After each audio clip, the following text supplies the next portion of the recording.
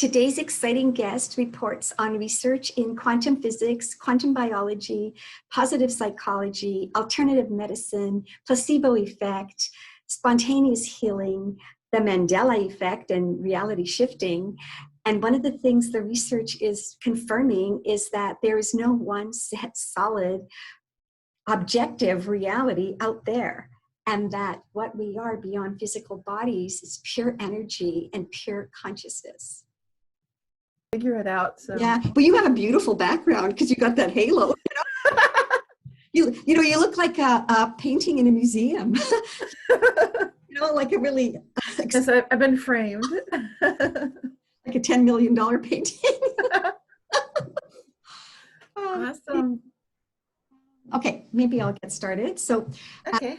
I just want to make sure we're the same. Our heads are the same size, right? I like it when the heads go. Yeah, I'm trying to make that too. It looks good. Yeah, I think we look good. Yeah, hard to be a pair.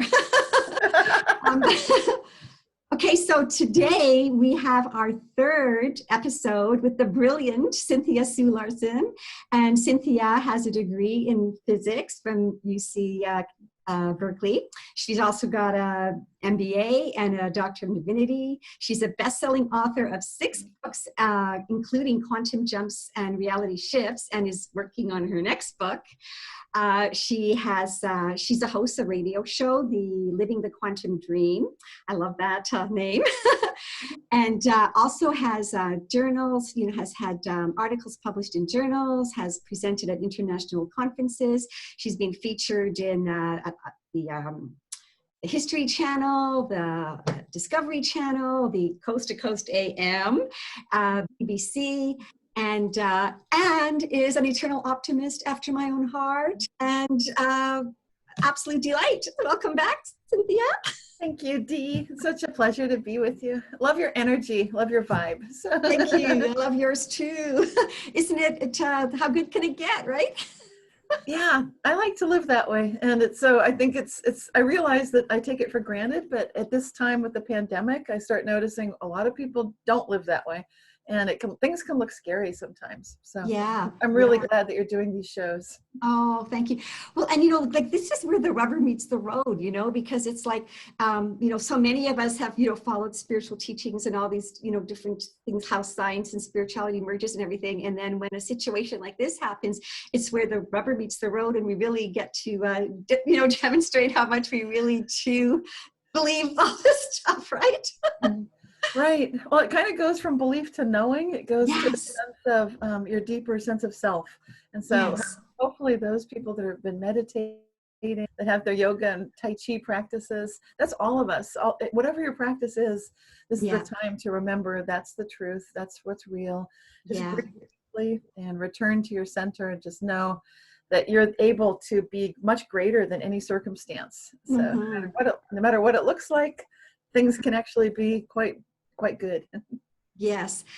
And two of the things that I really, really love, like about your research, is that, the research is confirming that there's no one set, solid, objective reality out there. And also that what we really are is, beyond the physical body, is like pure energy and pure consciousness.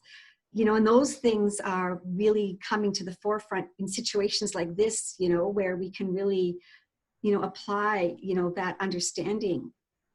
That's right. And I think some people might wonder what we're talking about. So for those of you who just joined us, joining our program already in progress, like, what are they talking about? Well, yeah, this is actually the nature of my work that goes more than 20 years now, looking into reality shifts. And that's a very experiential phenomenon where you might do your laundry and you notice that there's a sock missing, or you put your keys down where they should be and they're not there later, that kind of thing. So it's an observation that reality really is quite malleable, quite changeable, very different than what we may have been taught when we were going to our traditional schooling. Yeah. But where it gets exciting, and this is the research that I think we'll just touch on and then we'll move on from there. But I want people to know that there was a research study done in collaboration between 2 universities. The University of Edinburgh, Scotland, and also Vienna, Austria, had 2 groups of researchers working together to show without any shadow of a doubt that the double slit experiment could be conducted so that there could be two observers at the same time, same place, witnessing two completely different realities. And that, without going into all the nitty gritty and the details, that's the key. So this is a very, what you might call a hard science experiment, showing something very unexpected that was kind of blowing people's socks off. Yeah.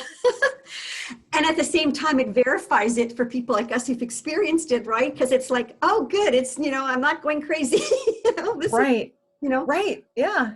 And that the true test of, scientific experiments is that they're repeatable, right? It's not like somebody does something once. It's like that experiment has been repeated many times, right? So it's like. Well, that was actually 2019 was the first run through. So the truth is, it's the beginning. But because it was done in such a way that it can be replicated, there we go, then it can be played with. And that famous double slit experiment has been just the fountain of all kinds of extraordinary findings. Everything from the future can affect the past, and it does, Yes. That's another finding from a variation of the double slit experiment. So this one.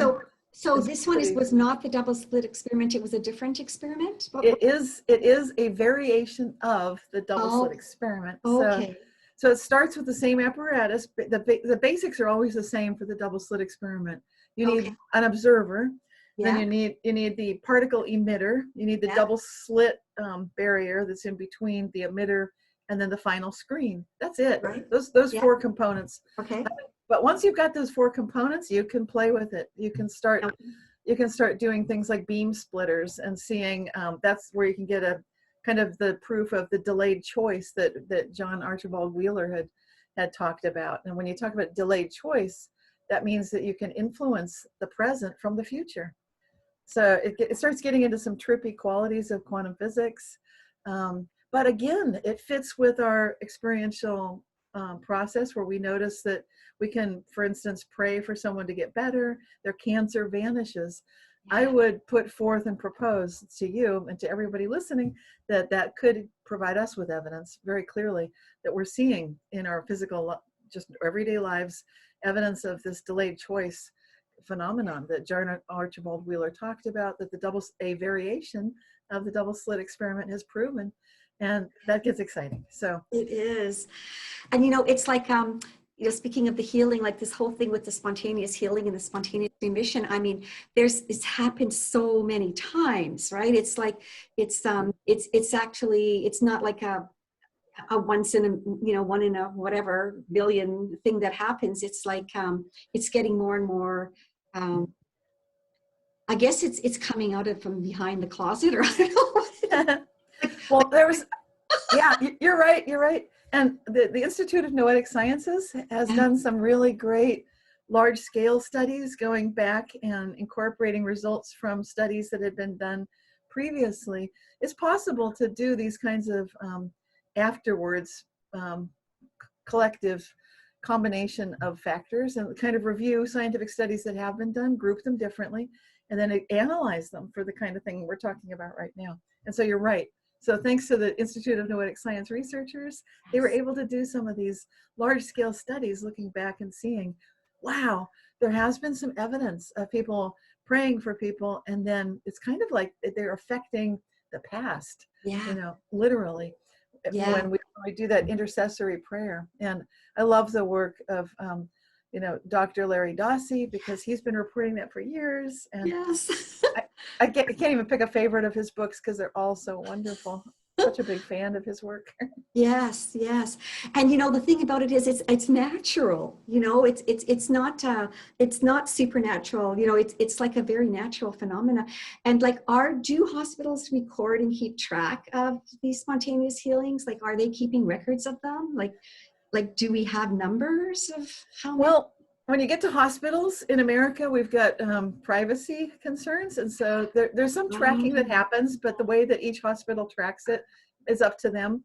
And so they're probably not necessarily doing it unless they're already cooperating with a study. Like Duke University is really good at proposing lots of these kinds of prayer studies they have in the past. So an institution like Duke University could be working in collaboration with hospitals, and in that case, they might be tracking things in such a way that's useful information later, even though it doesn't reveal the identity of an individual patient, but it could put them together in a group.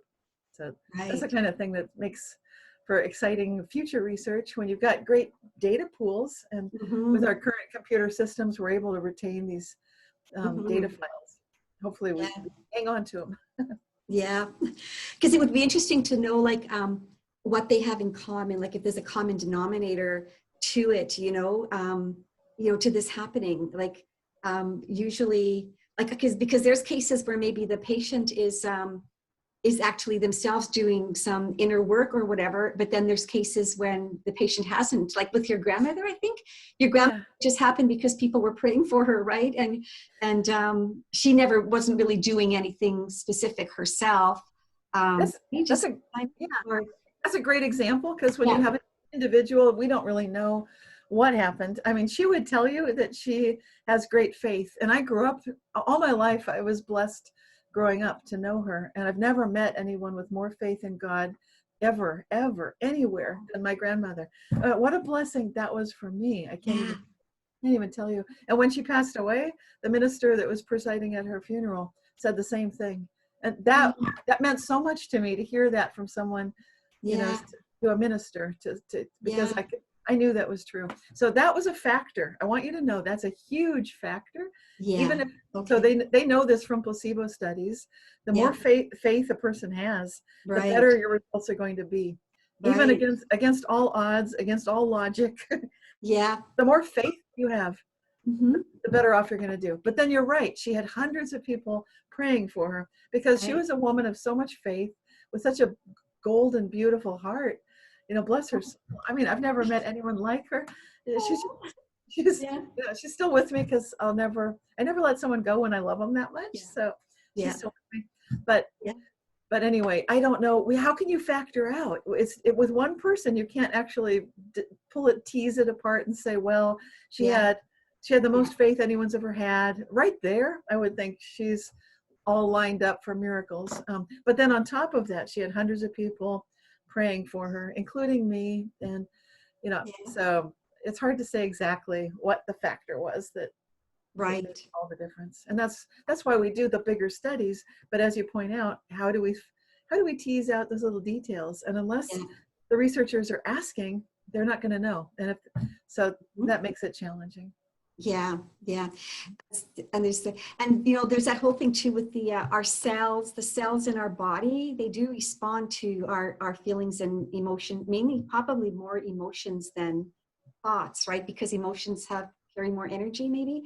But the cells are responding, right? Like they're going, oh, she's freaking out, we better, be on alert. Or, oh, she's feeling good. Oh, this is, it's like when we feel really, really good, you can just feel your cells singing, right?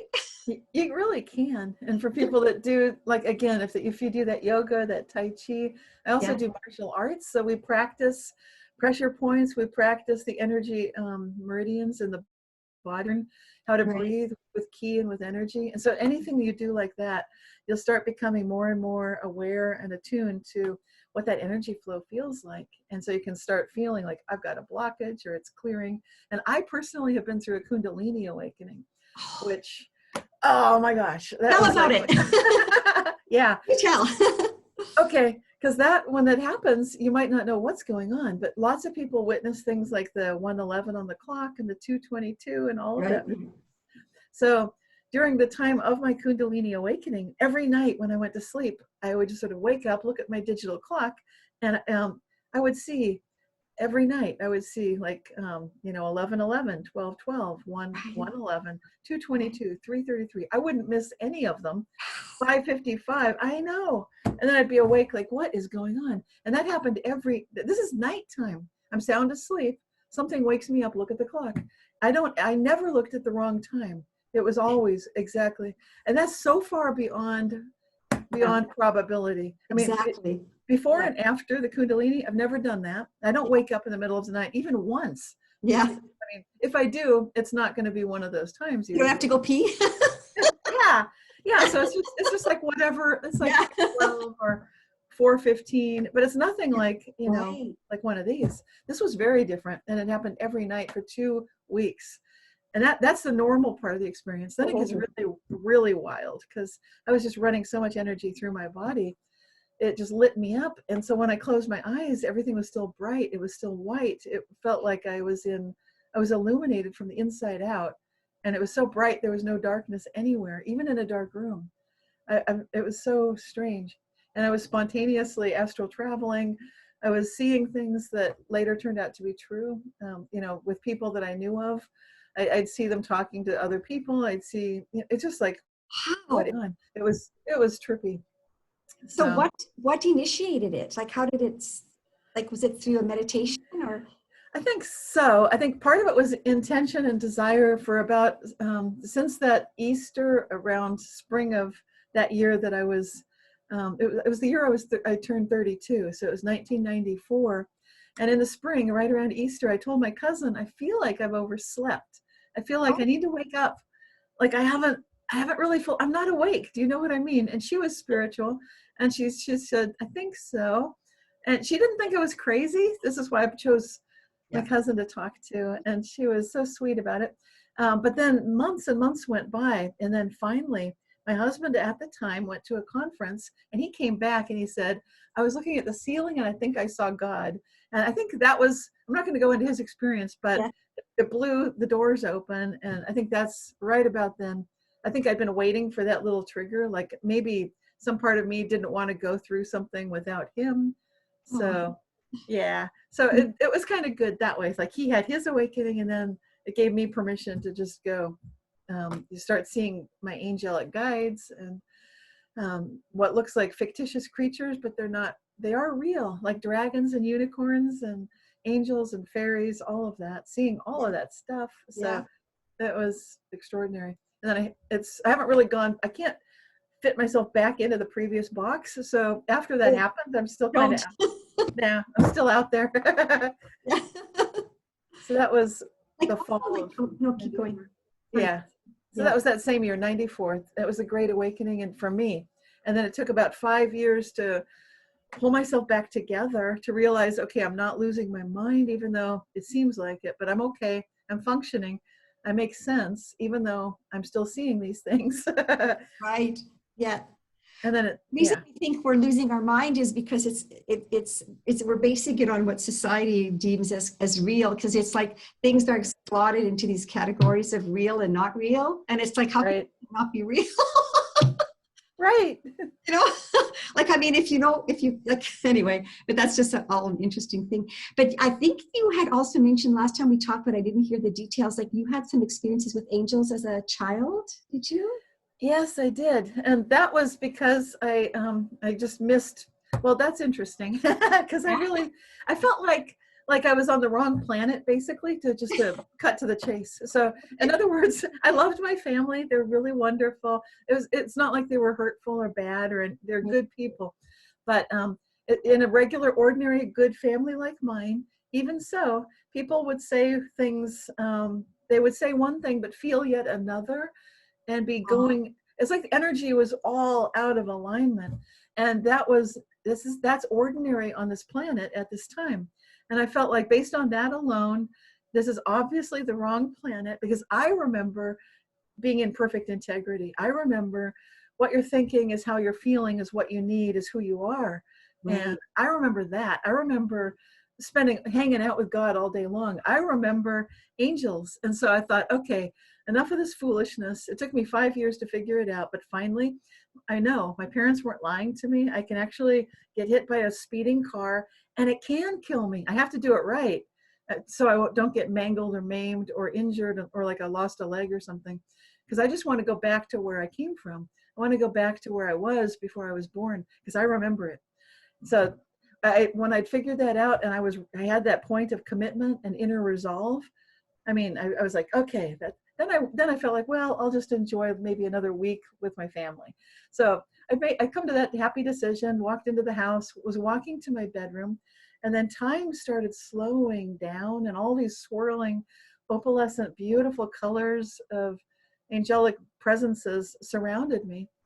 And they told me that you have a choice. You know, I think they realized in retrospect, this was like an angelic intervention is what I would call it. But I'm 5. Like, I don't know what's going on. I just know, like, okay, they slowed time down. I was 5. Oh my God. I was 5. I'm a kid. I'm like tiny. But I finally figured it out. Like, my parents aren't lying to me. I know you got to get your head hit. You got to get hit fast enough. You can't jump in front of a slow car. You got to do it right. So I'd really figured it out. And It was about the physical world, like your parents telling you about the physical world, that what's dangerous when you know infinite or whatever, and you can't get hurt or like that. Yeah. I wanted to go back to where I'd come from. Right. See? And so these angels, I'll just call them angels. They just look bulbs of light, swirling, beautiful, loving lights. I'm surrounded by their love. I'm feeling. It's like hugs from all sides, like, aw, yeah. And then they're showing me, like, here's your life so far, and here's what it could be. And that's the part I can't remember all of the details, because it's like you wake up from a dream and that part got erased. Like you're free to create your life. You're not set in stone. You have free will. So they erased that. But it was beautiful.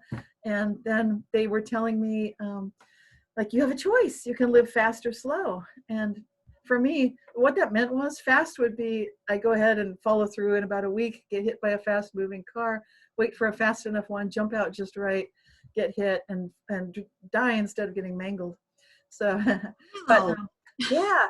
That's so right for a 5-year-old. Yeah, well, you have to remember, I remembered before I was born. Yeah, it starts there. I remember how blissed out that is. I know how good that is. I had too much memory of it. For me, I felt like I think I know too much, and it was hard. So it was that, and that's why when I was surrounded by these angels, they're saying you can choose fast or slow, and I'm still thinking fast. And they said, well, wait a minute. This would really upset your parents. And I thought, yeah, but they'll get over it. They'll be able to cope, you know. And then they said, but you'll really be able to help people, a lot of people. And they'll be fine without me, you know. And so they gave me 3 reasons. So those are the first 2. And I'm like, no, they're going to be fine.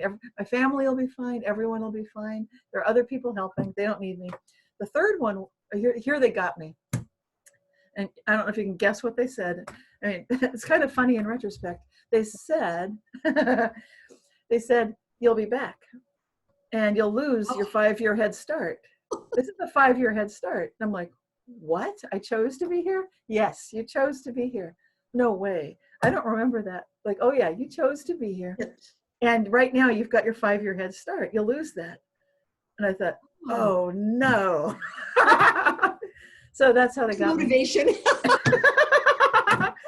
It's kind of funny. It's like I look at the 3 things, like, really, that's how I felt. And so what were the 3 things? So one was the head helping. Excuse me. The first one was your parents, your family will become very depressed, very sad. They'll never get over it.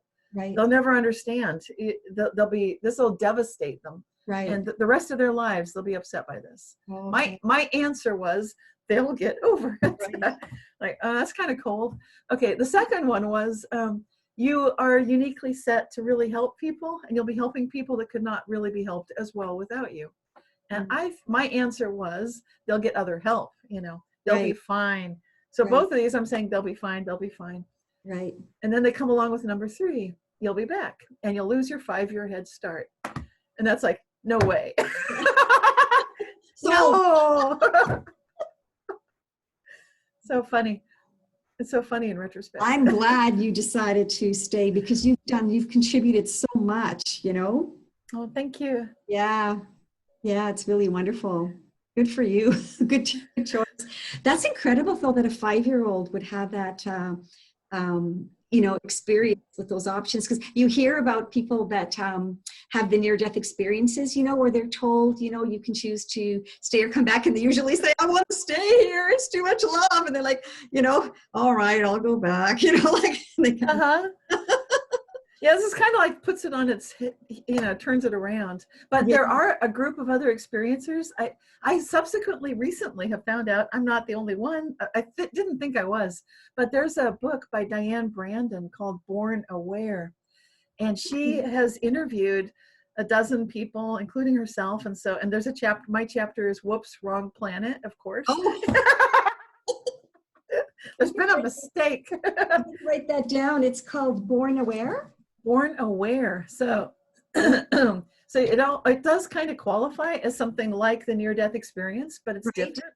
So I love that book because when I read it, it's full of people that remember what that was like before they was born. It doesn't mean your life is a picnic or a cakewalk or easy. It's still challenging. It's still hard. And you'll see that when you read through the stories. But what I love is these individuals never forgot that. And I think there's a reason that those of us who feel that way are hearing it right now. It's for times like this pandemic right now. You may wonder, like, why? But because it's like we've got tap roots into the true nature of reality. And so we can hold that faith, that feeling. Yeah. Because I myself, I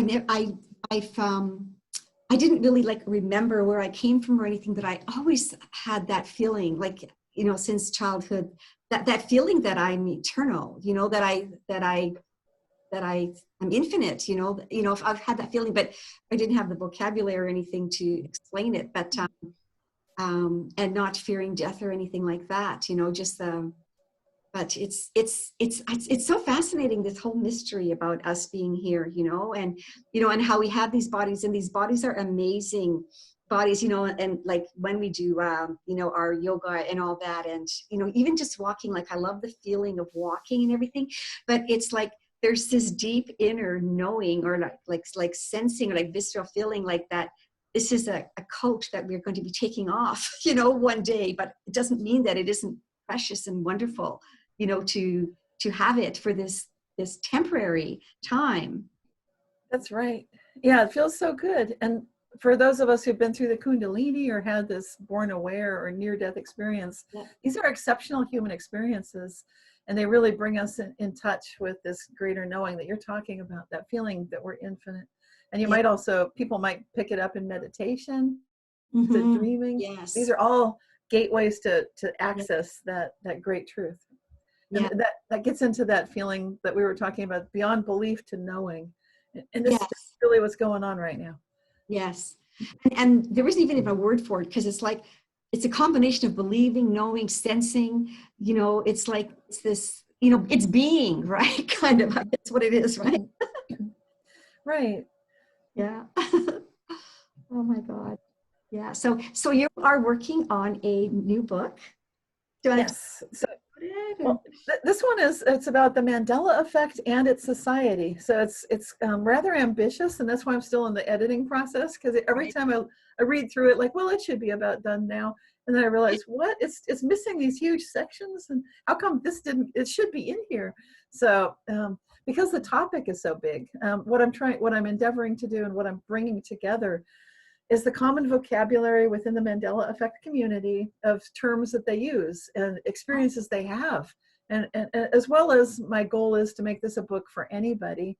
So someone who has no idea what the phenomenon is could read it, come current with the history of it, what's been happening, how Art Bell was talking about it back in 2001 and talking about hundreds of people sending him faxes and phoning him and telling him, and Nelson Mandela died, but now he's alive again. So that was 2001. And then, you know, it took about a decade before Fiona Broome popularized the term Mandela Effect. Meanwhile, people like myself, PMH Atwater, we've been writing about this phenomenon quite a bit longer. You know, she'd been writing about it in the 90s, so had I. So, and if you look at other evidence, you can see clearly Philip K. Dick, the author, had been covering this exact same topic. He'd been experiencing it in the 70s and the 80s. So this is not something that's just started in 2010. Right. Exactly. It's been going on a long time. Yeah. And then I've got a chapter going into the science of it, going into the theories about it. Lots of people have different ideas. And and then moving into the future of humanity. Where is it all going? So it's such an ambitious book.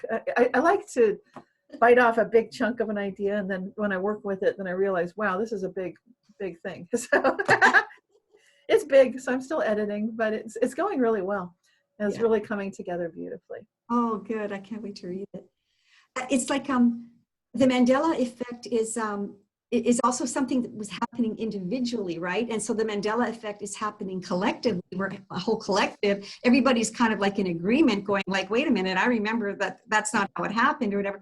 But then it's that kind of thing also happens individually, right? Where you go like, wait a minute, that's not what happened. And like just to your own self or whatever, or something that, and now more and more, you know, when I'm having conversations with people and they go, we talk about something that happened in the past, like between us or whatever, and they have a different version.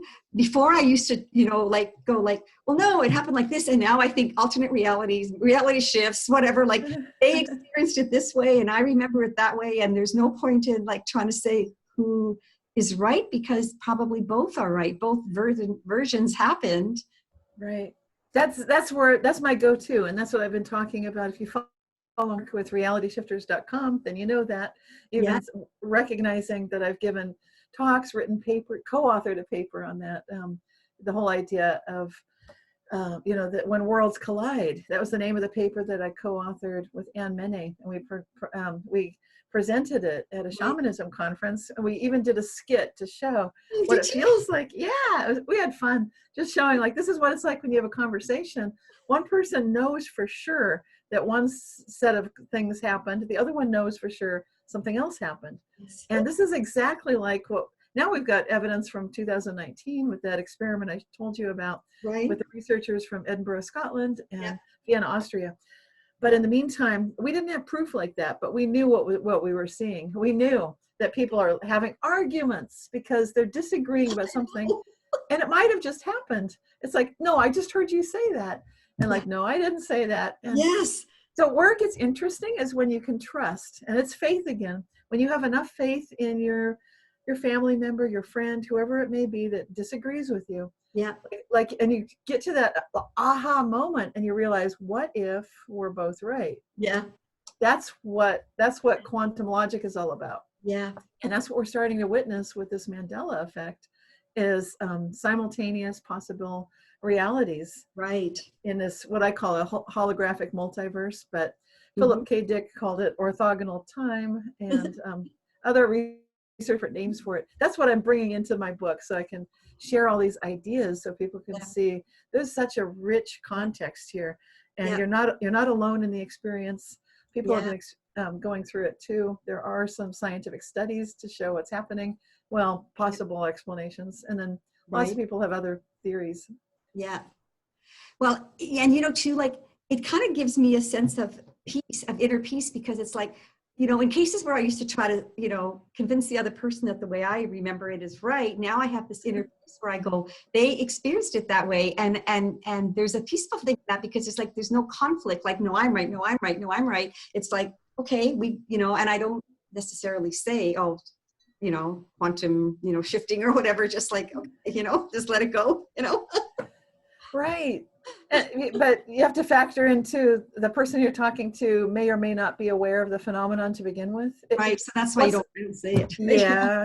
And that's a lot of people that experience the Mandela effect. They're frustrated because they try to share it. And sometimes they'll even use the kind of questions that are great lead-ins. Like I do martial arts, so I can ask other martial artists, show me where you think the kidneys are. Put your hands in. And so they'll put their hands right, you know, like where you rest your hands when you climbed up a big hill and you're resting. They're on your lower back. That's where they put their hands. And I say, because that's a kidney punch area, right? And they say, yeah, of course, it's where you want to avoid. And I say, why do you want to avoid it? They say, because if you punch someone in the kidneys or kick them in the kidneys, you could cause serious injury or even death. And okay, that's what used to be true. And then I ask them, okay, check it out. Find out where the kidneys are now. Yeah. And that's where people are like, what do you mean? I said, yeah, for 8 billion people on the planet, where are the kidneys now? That's right. Find out where they are now, because guess what? They're not there anymore. And people look at me like, what? You know, but it's just hard to integrate this. Even if they do look it up and they find out, well, that's weird. Why are the kidneys now under the safety of the rib cage? Why are they up so high that it now makes no sense to say that you have to avoid a kidney punch? Yeah. How did that happen? Yeah. That's kind of mind-blowing. But the thing is, when people don't have I've been studying this for, you know, more than 2 decades. I've seen hundreds, if not thousands, of reality shifts and personal Mandela effects, not to mention the shared Mandela effects. But someone who hasn't, this may be their first foray, and it's too much. So often people are just like, okay, no, Exactly. like I don't want to hear about this. Like, I don't even know where to put that. Yeah, exactly. Yeah. Yeah, that kidney thing as well, because like when I first heard you say it, and I went online and I'm looking, where's the kidneys? I'm like, what? Because I too remember them being lower, Right. And because my dad used to spank us when we were children, and I remember my mom always said, watch out for the kidneys, because and so then like she would only say that if the kidneys are really close to the butt, right? Because he'd spank the butt, right? Right. I mean, she wouldn't be saying that if they were higher up, and I just remember that, and so that is a really wild one, and I've also heard that about geography, right? Like the shape of the continents and stuff, and that apparently they always were like that. Then when you look back, it shows that they always were like that. So it's not like there's no evidence of what we remember, right? Like that evidence is wiped out. Well, some of the Mandela Effect community look for what's called reality residue, and you've got residue hunters, and those residue hunters, their job as they see it, their self, they feel called to do this. And so when they do this kind of residue hunting, what they're looking for is evidence that shows, it's like the kidney punch, the fact that people still call it that, even though now it makes no sense, no sense at all. They can still find proof of that. They can. Oh, good. Yes. So it depends on what the thing is. Sometimes there are flip-flops where there's a Mandela effect. It goes one way, then it goes back. Right. Some people notice a lot of brand names do that, like Fruit Loops goes back and forth, and like fruit, F-R-O-O-T to F-R-U-I-T. And they don't even know what it is now or what happened. And Chick-fil-A, that's another one that goes back and forth. So, but that's so cool because it's showing us, it's like the nature of playful reality. Yeah. And the changes to our body. That's kind of exciting because it shows that we don't need, the way I take it is we don't need to be worried about like the pandemic that we're going through right now. We don't have to really worry about anything because we're humans. We like to have our expectations and our idea of what things should be, but often it doesn't work out that way. Like right now, I don't think anyone's plans for 2020 are on track. Like nobody. It's like everything's like a shambles. Yeah. But you have to be able to laugh about it. You have to be able to say, okay, so that's where it is. It's like you're playing golf and you're in the sand trap. Like, okay, we're all in the sand trap. That's not, but maybe it's for a good reason. Mm-hmm. Those of us who have faith, it's easier to go to that happy place. Yeah. And if you're skeptical and you think like, nah, this is an evil planet and people are just out to get you and we all just got to get the most toys and then die and it's meaningless. That's a different philosophy, which I do not subscribe to. But but if you're into that, like you kind of end up in the reality that you align with, because the one thing about 2020 is that it is kind of a great awakening because it seems like more and more people are going within more, and there's this collective inner light that seems to be shining brighter, and there's all these like it's like all these different groups of people that are believing different things about what's happening. And so those are all kind of, in a sense, they're different realities because if every reality exists. So it's important which reality we align with. So like, I'm totally aligned with the fact that, hey, we're ascending with humanity. We're increasing our collective light and our inner light. And it's interesting, this whole thing about history, right? Because we don't really know what happened in history. We weren't there. All we have is reports and stuff, right?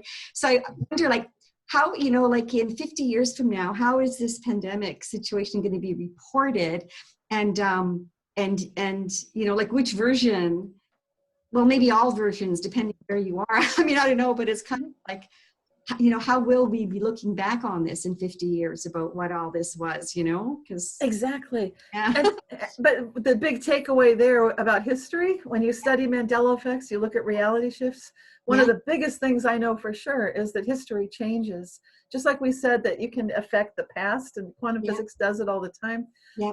When we know quantum physics is happening at every level of reality, even the astronomic levels, that means the entire universe is being affected by quantum physics, which really means it's being affected by the observer. because that's the big difference that quantum physics brings in.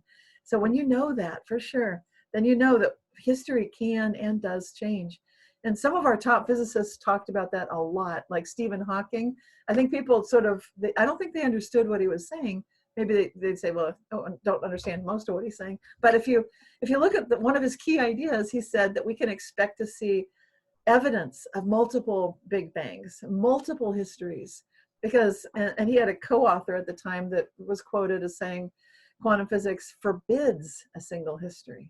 Now, when you recognize what that really means, because it's easy to say like, well, yeah, that's hypothetical. It forbids a single history, but that doesn't affect our daily lives. Oh, yes, it does. And it's exactly the kind of phenomenon we're talking about, where what you remember is different from the official history of what supposedly occurred. But now everything's different. The kidneys have moved. Another organ that moved is the heart, which is now in the center of the chest. Right. So these physiological changes are happening. You mentioned the geology. The Panama Canal, people remember it used to go east to west, but now it's north to south. What? I know. So it's stuff like that. Like you would have remembered that, right? You'd be like, well, the Panama Canal is weird. Because it like technically it goes like you go east or west to east, but we all know it runs north to south. That would have been a big deal. Everybody would have been like, it would have been a trick question. Would have been in like pub quizzes, everything. But no. So it's like this weird thing has happened, and for sure we would have noticed it, for sure. But now, like, why haven't we? Yeah. So, but the thing that's interesting about these Mandela effects is some people notice them at different times, and so that's where we don't want to get hooked into when did it change. People observe the changes at different times. So some people notice them at one point, others notice them at another point. It's a very subjective reality, having to do with the entanglement of the groups that we're part of and the community that we belong to. Right. And then there's that whole thing about time too, because doesn't quantum physics say that there really isn't time? It's our perception that we perceive time, like. Yes, time is extraordinary. That is so trippy, because there have been, I've got a whole page on my reality shifting website dedicated to time shifting, because it's such a huge, it's almost a separate topic, but it's not. It's just that our minds have a hard time wrapping, or we tend to assume that time moves on. It's kind of like that poem in the Rubaiyat of Omar Khayyam, that the moving finger writes, and having writ moves on, nor all your piety nor wit can erase a single line, or something like that. So it's like, it's a very, I never liked that. I felt like something's wrong with that. And come to find out, yes, something's wrong with that. Because according to quantum physics, you can actually, the quantum eraser exists, and you can definitely have delayed choices. In other words, in the future, you can influence the past. Yes. You can scrub out something that it's like, well, we don't like that. Let's get rid of it. Yeah. And this is in keeping with some of the great philosophers, like Leibniz, who is a philosopher who's an optimist like I am. So I love those optimistic philosophers. And then our current one, who's very optimistic, is the author of Axiogenesis, Nicholas Rescher.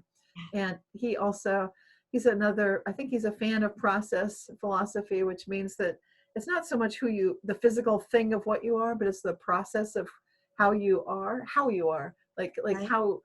process is everything. And recognizing that the principle of axiogenesis in a nutshell is, it's kind of like the best possible world is always being what's created. And we have proof that shows that's how reality really works. And starting with questions like, why is there anything at all? So he's a philosopher, and he goes through that beautiful journey, and it's quite worth reading if you like philosophy. Yeah. And if you why like, is there something instead of nothing? Was like that whole thing, right? Right. Yeah. It's a philosopher's question, but it's something that we can all look at. Yeah. And there's that whole thing that really resonates with me, that there was no beginning and there is no end, because it's like the human mind, or our rational mind, or whatever, everything has to have a beginning and an end. And so this whole concept of, well, there was no beginning and there was no end, it's like just an eternal now, like the brain like short circuits, and it's like, because that's not a concept that fits in with things, but it just makes sense because it's always the eternal now. That's right. That's right. And this is an indigenous concept. In the book I'm working on now, when I bring up time, I'm talking about this idea from the First Nations peoples, the indigenous peoples of the world. And I used to go to a conference that was run by Leon Secatera and Leroy Littlebear and the physicist David Bohm, and then and then a group of linguists. And these you'd have indigenous elders and shamans. You had physicists. David Bohm is extraordinary. He's the person who came up with the interpretation of quantum physics that has to do with the holographic view of the world, that it's all one. Right. And he came up with a Bohmian dialogue, which is where, and it was brought into great fruition with this group, this language of spirit community in Albuquerque, New Mexico. And there's a book that's been written about this process by Glenn Aparicio Perry, and he talks about original thought. And at one of the conferences that I attended, I was in the outer circle, the inner circle. I attended lots of different times. I was a doorkeeper. I played lots of roles at that conference. But each time I went, it changed my life so much, because I got to experience firsthand what it's like when one person talks, and they could talk for maybe 30 minutes, 40 minutes. And you go into a state of deep listening when you can't say anything back. Because in the West, we have this thing of we rush to say something quickly and interject something. When you're in that process state, it's trippy. And then you realize, you start feeling like you are to everyone in that room. So that's part of the big takeaway that I got from that experience. But the other one is what you're talking about, that this idea that there is this original thought. In nature, everything already exists. And that's what the indigenous elders knew. And that's what David Bohm was kind of, with his sparkling, twinkling curiosity, was kind of getting to, like, it's already there, isn't it? Yeah. And then the linguists understand it too. And just, that was such a difficult time to bring all that together in that conference. But the book exists by Glenn Aparicio Perry about original thought, and it's super profound. So it's exactly what you're talking about. Yeah. Wow. Yeah, I just saw yesterday, actually, somebody had said that David Bohm wrote a book with Krishnamurti. They wrote a book together, and I did. Right. I want to read that, because wow, it's like when you get the scientist and the spiritual guy, together, and I think it's a conversation between them or something.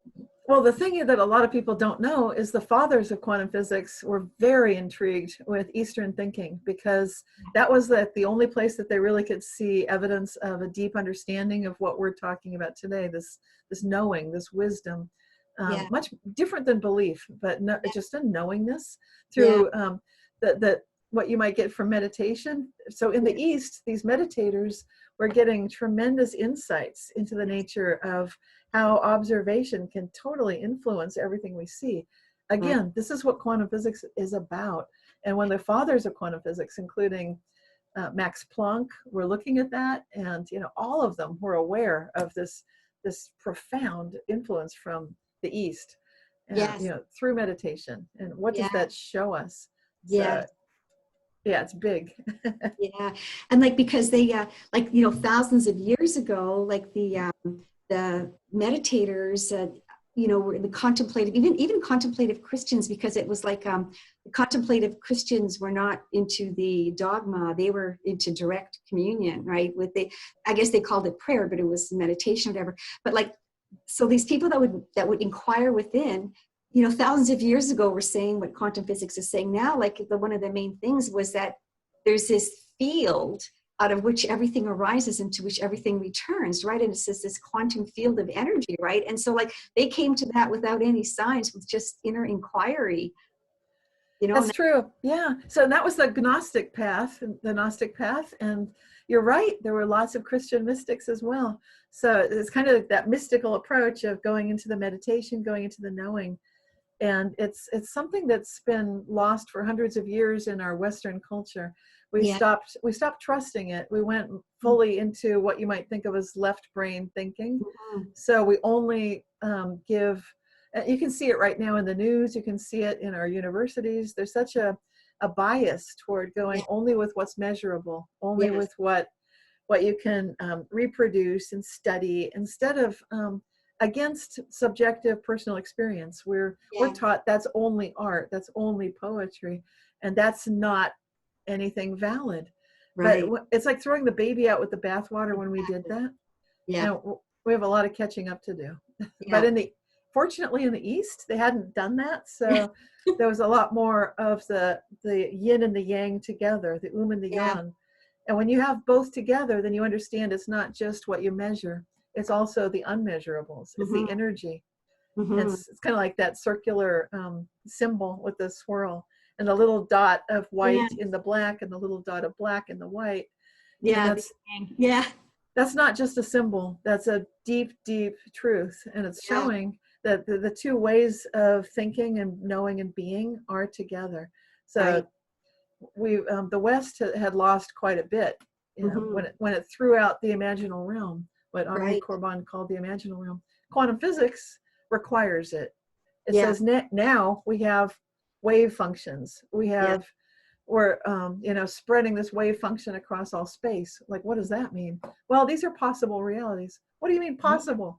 You know, so that's where we're back to that again, and that's the truth. So with quantum physics, we bring it back together, and then we also bring back observer, which is like the third perspective. This is very basic to most Asian mindsets, you know, like the martial arts that I study. Yeah. You know, they talk about Zhengxin, about bringing together these energies, and we do it with our breath work.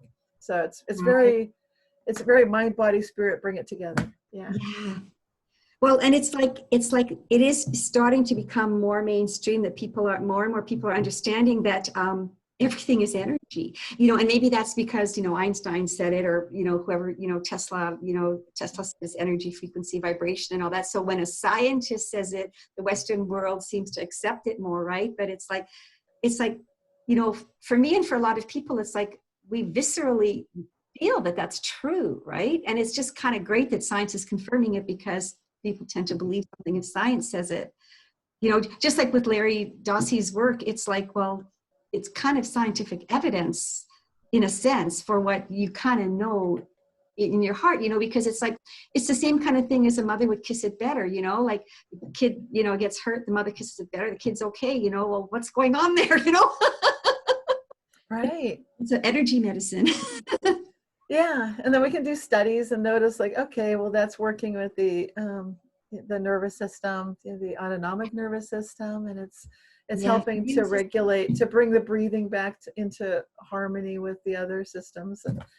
But you know, it's crazy when we need to see that with our little left brain Western mind, and we've, you know, it would be so nice to reintegrate that and to bring back both sides. This was a big topic at our 2019 Idaho conference for the Mandela Effect.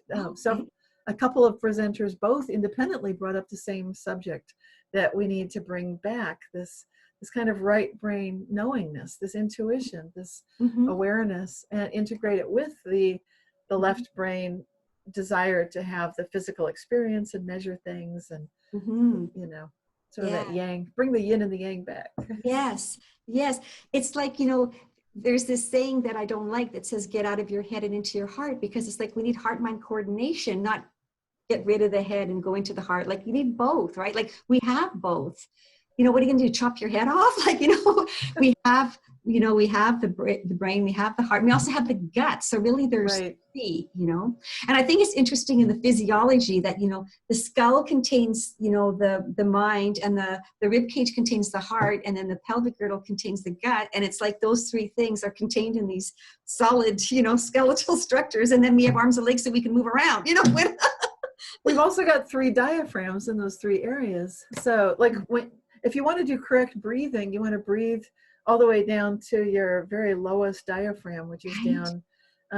It ends up feeling like you're breathing below your belly button, and that's the correct way to breathe. And that's the martial art way to breathe, the yoga way to breathe, the shaman way to breathe. It's the energy way to breathe, and that's your ocean of ki. It's where the yin and the yang, the and the yang come together. It's right below the belly button. So this gets into the Nei Kung, where some esoteric practitioners have talked about having extraordinary powers.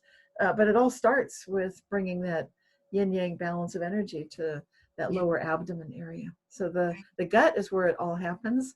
And you can think of that as the subconscious, or where what you really need, you're going to get what you really need. And this is why it happens. And this whole thing about the head, the heart, and the gut, this is we're back to what I noticed when I felt like, whoops, wrong planet. That's what Right. I was noticing. I was noticing everywhere I looked, people would they be desiring, longing, thinking that they want something in their head, which they don't really want. Their heart is elsewhere, and what they need is yet some third thing. So. It's that thing when, you know, we're trained to, you know, I noticed that when I was young too, that, you know, people are trained to say, if someone says, how are you? They say, fine, you know? And I mean, I remember the first, and I heard that so many times, how are you? Fine. How are you? Fine. How are you? Fine. And that's how people would talk. And then I remember the first time I said, how are you? I was in high school and the girl said, oh, well, I'm not having a very good day. And I remember thinking, that's the first time I heard someone say, I'm, you know, not fine, because it was just a trained thing. So it's kind of like, and unfortunately, it happens a lot with like with my generation, my parents' generation, where men were trained not to express their emotions.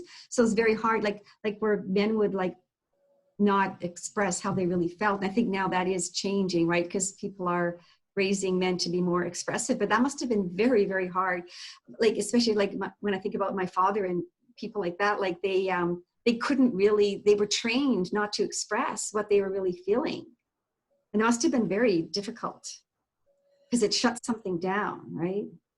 Yeah, and you don't want to just blurt out how you're really feeling unless somebody really wants to know, because that's true. Yeah. The question, how are you feeling? Usually people don't, they don't mean it as deeply as we're talking right now. Yeah. So it would be nice if we had another way to ask that, like I really want to know the real thing. Yeah. Yeah. But typically it's like, how are you? It's like, hello. You know, so. Yeah, that's true. Yeah. It's just a way of saying hi, I guess, right? Right. Be fine. And then they're like, remember the power of the observer, and what each of us is aware of and observing might be different than what the person you're asking is actually feeling. So it's very interesting when you're talking to someone, because what they tell you might be true for them in that moment, which might change later. And what you're noticing about them might be different. And in that conversation, you have an opportunity to converge and entangle and lock in a given reality. This is where, if you're a doctor or a caregiver or looking after someone, maybe even a friend who thinks they might be sick, the power of how you ask questions and how you respond to that person can lift them out of a possible dicey situation, just by constantly being in that, my favorite mindset, which is how good can it get, no matter what it looks like. Just feeling like, okay, well, let's look at the silver lining here. What is going on? So even if it seems like, oh, I'm having a bad day, like, okay, tell me about it. So how are you gaining strength today? So it can be, there are ways that you can draw something good out of pretty much any situation. Right.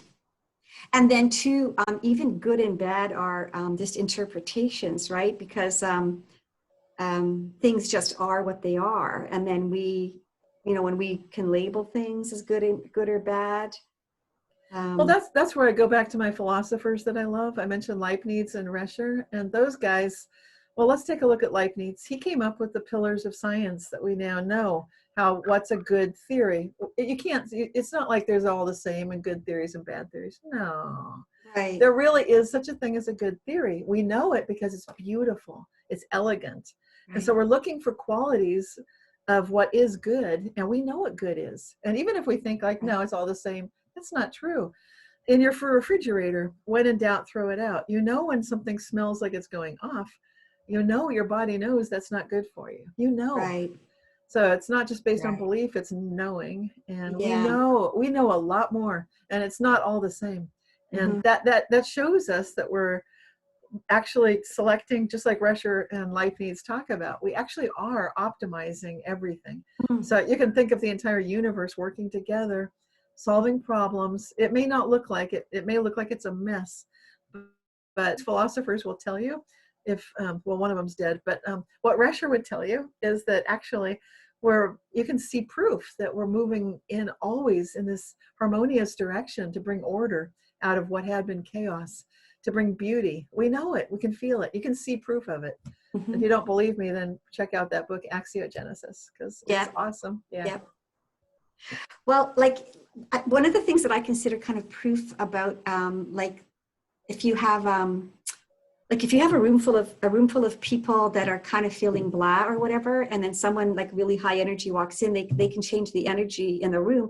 But the opposite, if a whole bunch of people are feeling like a lot of, you know, light and joy and everything, if a person that's really pissed off comes in the room, they don't affect their energy. So that's kind of interesting. It's not the same thing that happens, right? It's like the person who's feeling more joy and more light can affect others more than someone who's feeling down. More than someone who's feeling down can affect someone who feels light, because someone who's feeling like light and joy can maybe feel compassion or relate with the person or whatever, but that person's not necessarily going to bring them down. You know, where one can bring them up, but the other wouldn't necessarily bring them down. Is that true? Or well, it depends on the practitioner. I've seen amazing things. So one person can absolutely affect an entire group in pretty much any direction, and I've witnessed that. So oh, okay. So really? Oh, really? Yeah. Oh, yeah. Yeah. Yeah. Okay. Yeah. So it's one of those things you want to use it again for good, not for evil, because right. one person can ground a group. I was on a field trip once with my young daughter, and she was in middle school. And so the entire auditorium, the production was running late. There was a delay of unknown reason and circumstance, no explanation, just a whole theater full of hundreds of squirmy middle-aged students, you know, middle school age students. Right. It's those awkward years when they start becoming juvenile delinquents, you know. Yeah. And so some of them are kind of dangling over the balconies, and there are supposed to be enough of us adults in the room to control it. But the truth is, there's been like this noise and this buzz and this energy that's going a bit nuts. So I just realized, I'd already had some prior experience with changing the energy on a bus. And I thought, well, it's the same thing. let's just ground the room. So right. It's not depressing them, but it's calming them. Yeah. So I just expand my energy to fill the room and then ground myself. And there was such a hush that came over the room, and nobody was dangling over the balconies. And I just held it that way for like 15 minutes until there was quite a delay. I don't know what happened, but I just thought, I'm just going to hold this.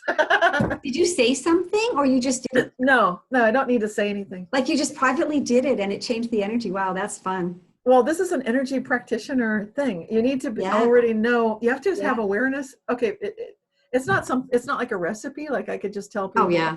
You have to start with yourself. Learn how to ground yourself. So no matter what your mood is, you can ground yourself. Yeah. Learn that first, and then learn how to expand your energy field. Bring others with you. Right. Yeah. And is that kind of observer effect also, because then you observe? Right. Like you calm yourself and then you observe more calmness around you, kind of, and then that affects what you're observing, probably. Absolutely. And it's when I talk about expanding my energy to fill that room. So what it takes is I have to actually love every person in that room. I do. You know, this is also part of what I remember before I was born. I know I love everyone. I already know that. So it's like, I love everybody here. I love them. And so that's easy. Like, yeah, they're acting up. They're having trouble. I don't care. I love them. Yeah. And I can easily then I can be the observer for that room. And I can, at least in my reality, everyone stayed calm until the show started. So. Yeah. Oh, I love one of the things that you say where, you know, if somebody, you know, like maybe they snap at you or whatever they do, they're grumpy or whatever, and then you just think to yourself, oh, in the field of, what did you call it? The something, is it something, does it word heaven in it? In the something field, they love me. Or in the something about the field, the field that we return to or we came from or something, they love me there. Oh, you had a word. Oh yeah. Well, that's another thing I remember. This is what, if you get the chance to read that book by Diane Brandon, it's so excellent. Born Aware, because it's like every single person, every experiencer, they describe this. It's like we're all talking about the elephant, but it's elephant, right? Like the trunk or the tail, or it's like, and you're like, oh, this is awesome. So it's so it's just that feeling. I know everybody. I know that I love them totally on that ancient eternal level. I know that. And I can see that. I can see that in people. So when I know that, when I can see it, then it's like having a skeleton key to master level reality. I know that. So, yeah. Yeah, it's true. I remember like Michael Beckwith in his book, he was saying about how when he had this big awakening or whatever, and then he was walking through the airport and he felt like he knew every single person in the airport, and he was saying to his friend, everybody's here, how come everybody's here? It's like everybody I know is here, right? In the whole airport, right? It's like that same kind of thing. Yeah. And the deepest sense, we're all one anyways, right? That we're all different. We're not exactly the same. It's like the observer matters. We're learning, each of us has a playing field. You've got free will. You have the ability to make your own choices, like choosing fast or slow, and feeling, we can totally make our own choices. Are we all God? No. We are aware of that God presence. We're aware of what it feels like to be all one. Are we that? No, we are not that. Well, that's some deeper level. Yeah, so I would not say we're all one. I think that the law of, when people say law of one, I think I know what they're getting at. I think they're bringing us to that essence of good that I'm describing. There are lots of different ways to describe it, just like lots of religions. So we can argue about it and get it caught up in the wording. But I think the key is knowing that we do know the difference between good and bad. We do know that there's a feeling of ultimate love that actually is greater than any one of us. Let's be honest, it is. I know it's true for me. And so if you can sometimes touch it and be with it, but that's different than saying you are that. So I'm not claiming to be God, and I'm not saying like, oh, we're all one, we're all God. No, I'd say no. I'd say there is a God, and I can feel it, I know it, and because I have that direct experience, I can't say that we're all God. I can't actually. So that's just me telling you like, nah. I revere, respect, and have so much love for God. That's my ultimate connection. That's my greatest. To me, when I say how good can it get, that's like how God can it get. That's basically saying God is real. Whichever religion you choose, whichever one you grew up with, whichever one you think is true. I don't think I know bigger than all that. So I think where people get confused is they think they're talking about their personal self. The ego self, or the individual, or the individual human, or something like that. But it's like, when we shed these bodies and we return to, that ultimate thing, it's like we're all part of that, right? It's not that the individual, is that, but it's that our essence and what we return to, we're part of, or lives within us. I was still separate from God. I still would not confuse myself with God, even when I'm between lives. It's like, I know the difference. I'm hanging out with God. I'm like, oh, let me hang out with God, please. And they're saying like, you can still do that when you're alive. I'm like, really? But that's the only way I feel normal. I have to hang out with God every day. I have to go to sleep and be with God. I have to wake up and be with God, because I can't make it on this planet. Otherwise, it's too crazy. There's just, so that's just me. And I'm not saying, I know I'm not God. I'm not confused about this. I know when I'm between lives, I know I'm still not God. That's just me. That's me. So Well, it's like that relationship, right? That relationship, that love relationship. Because, when I was a child, I always used to write in my journal, like, I love that feeling that you love me and I love you, right? And it's like, you feel like, so like there's that, it's a relationship, or when very much, feel the presence, it's this all-encompassing presence of, love and light and all that, but it's that interaction with it, right? That is so. Oh my gosh, yes. And I'll tell you that I get the biggest miracles. I've seen things that are off the hook, out of this world, when I'm feeling that relationship with God, and just feeling how grateful I am, and how that's the giver of all good things. Every blessing I have comes from God. When I know that and I'm feeling it, and I'm just like, wow, that's when I get reality shifts that are out and out. They're miracles, straight out miracles. Yes. And it's not magic. It's not like I'm doing some magic potion and I must get my way. No, it's not. That's not where I grow. I don't grow from like, I will now be the great poobah. No, it's not about that. Oh my God. You know what? We're at our hour, and I love talking with you so much, Cynthia. You're so much fun. I love your, again, I love your energy. I love your vibe. I love your energy and your vibe, and you're such a light. And I just love all the work that you're doing. I really like back to you and thank you. And I'm glad you chose that slow lane. Yep. And I'm still slow, like writing the books. Here's the book I'm working on, Slowly. Okay. It's got Post-its on it and what's notes it in the back. Yeah, it's called The Mandela Effect and Its Society, Awakening from Me to We. And so, yeah, so nice. It's in the works. And every time I look at it, it's like, well, why is this section still not there? So I better add that. Oh gosh. So still working on it. So now the Mandela Conference is going to be live streamed. Oh yes, thank you. Yes. It's going to be in June, and if people watch this and it's already happened, you can still see it because it'll be, the whole thing will be live streaming for free on the International Mandela Effect Conference YouTube channel. Okay. And if you can't remember what that is, then just go to imec.world, and that will give you all the information on the YouTube channel, how to tune in. And if you see this show beforehand, then good news, you can join in on the questions and answers. You can catch the live panels. Our keynote speaker this year is Regina Meredith. Oh, I love her.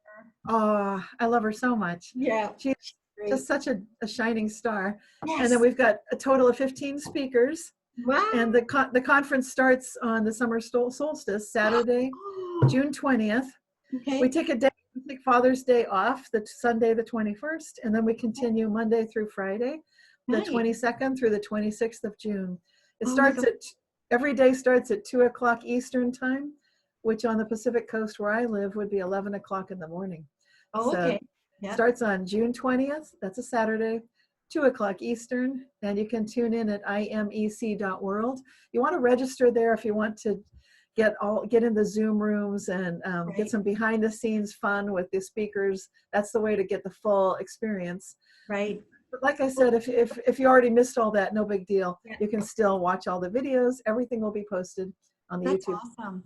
I'll put a link to that in the description box below this video, so people can just click on it and get all the info. And I'll put a link to your reality shifters website and where all your contact info and all the juicy stuff is. And thanks so much. I hope we can do this again. I just love it. Thank you. Oh, I love it too. Thanks so much, Dee. Yes. I love you so much. We'll see you later. Thank you so much. Bye. Bye.